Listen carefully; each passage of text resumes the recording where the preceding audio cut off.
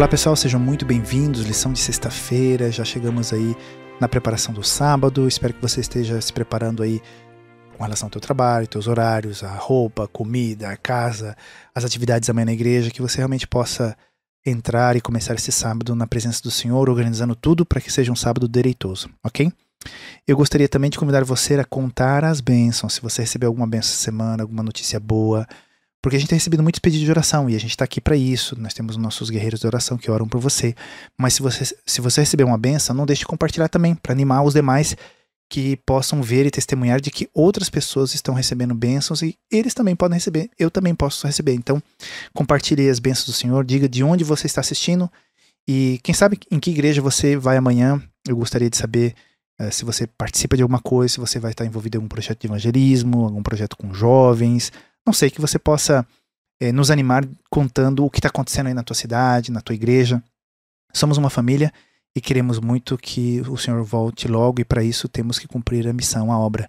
Eu também tenho minha missão amanhã na igreja e você tem a tua.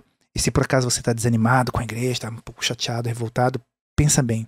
Se você entrou na igreja, se você saiu da igreja por causa das pessoas, talvez você tenha entrado por causa de pessoas e não por causa de Jesus. Então pensa bem, reevalue o teu posicionamento com relação à igreja, porque por mais que a igreja tenha defeitos, porque ali tem gente, né? Onde tem gente tem pecado, e onde tem pecado tem confusão, mas na igreja é ainda um lugar muito privilegiado, onde a gente tem pessoas que se arrependem, pessoas que pedem desculpas, pessoas que querem melhorar. E se não está acontecendo isso com alguma outra pessoa, não confunda Deus com essa pessoa não é Deus, essa pessoa não é Jesus. Jesus fez outra coisa por você, tá bom? Então vamos à igreja amanhã, se tiver que resolver alguns assuntos, resolvam, mas é bom estarmos juntos como irmãos para adorar o Senhor. Para essa lição de sexta-feira, eu gostaria de reler o verso áureo que foi escolhido essa semana, Isaías 40, versículo 8, que diz o seguinte: a relva murcha e as flores caem, mas a palavra do nosso Deus permanece para sempre. Gente, pegando a lição de sexta-feira, para fazer um resumo, o que eu acho que é o ponto principal, você sabe, na lição de sexta-feira são 2 comentários que Ellen White faz sobre o tema abordado. Nesse caso aqui serão 2 retirados do grande conflito. E ela fala no segundo parágrafo uma coisa que eu acho muito importante. Foi retirado em grande medida o poder restritivo do Espírito de Deus e que impunha um freio ao poder cruel de Satanás. Quando a presença de Deus, o Espírito de Deus sai da igreja, sai da sociedade, sai da família, Satanás tem campo livre para atuar e fazer as suas coisas. Qualquer sociedade, qualquer pessoa, qualquer nação, qualquer movimento cujo objetivo é retirar a Deus de suas próprias vidas e também do meio e de onde quer que eles estejam lutando para que isso aconteça, isso terá consequências fortes, porque quando o Espírito de Deus sai, aquilo fica, entre aspas, um vazio espiritual e Satanás ocupa isso rapidamente. Eu tenho a firme convicção que os filhos de Deus, onde quer que eles estejam, eles estão sendo uma bênção para as demais pessoas, porque Deus, quando ele tem um filho dele presente numa família, numa casa, numa empresa, ele está presente ali através daquela pessoa, e aquela pessoa está abençoando o meio onde ela está.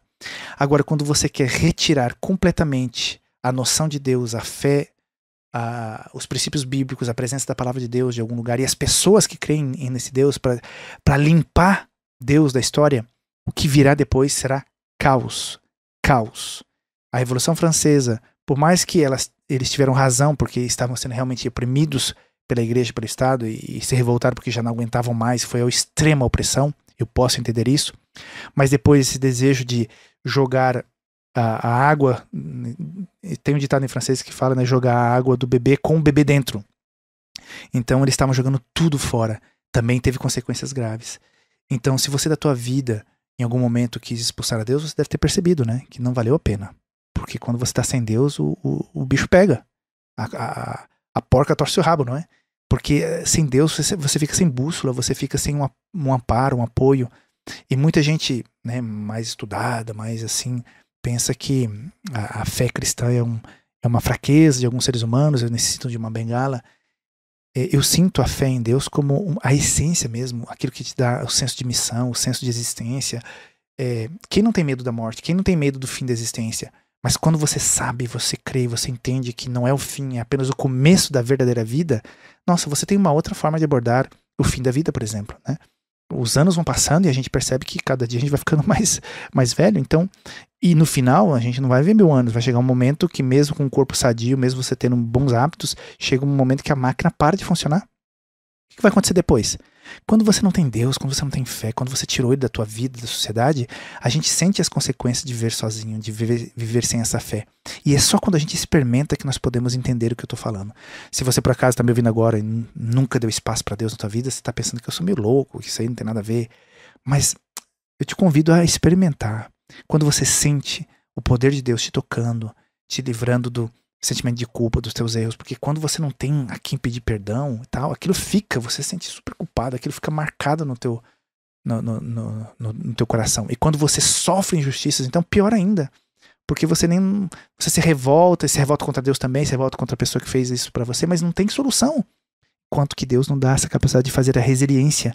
Você vive com aquela cicatriz, mas ela já não dói, porque Deus transformou aquilo. E Deus vai te usar para fazer com que aquele sofrimento se torne uma força e você possa até ajudar outras pessoas que passaram por aquilo. É algo fantástico, entende? Então, quando se tentou expulsar a Deus da sociedade e da igreja, vimos os resultados na lição dessa semana. Mas finalmente volta, então, essas testemunhas são ressuscitadas com o sopro do Espírito de Deus e elas voltam a pregar. E, pela graça de Deus, temos essa liberdade hoje que nós temos em muitos países do Ocidente em estudar, ler a Bíblia e conhecer a Deus. Então, eu te convido a não desperdiçar isso, a você poder se voltar a Deus com forma assim total, com desejo, abrindo o coração. Senhor, eu quero ver um pacto contigo, eu quero ter uma experiência pessoal contigo. Deus se deleita desse tipo de oração, desse tipo de desejo. Se você nunca experimentou isso, vale a pena, tá bom? Que Deus te abençoe. Terminamos a semana 6, que você possa ver um lindo sábado na presença dos teus irmãos e amigos na igreja amanhã. Se você nunca foi numa igreja, ou se você quiser conhecer mais sobre a igreja, vá em biblia.com.br se você está no Brasil. E conheça ali algumas respostas a perguntas que você pode estar se fazendo. E você também pode encontrar uma igreja onde você pode ir amanhã fazer uma visita, tá bom? Que Deus te abençoe. A gente vê na lição 7 da semana que vem. Um abraço. Tchau, tchau.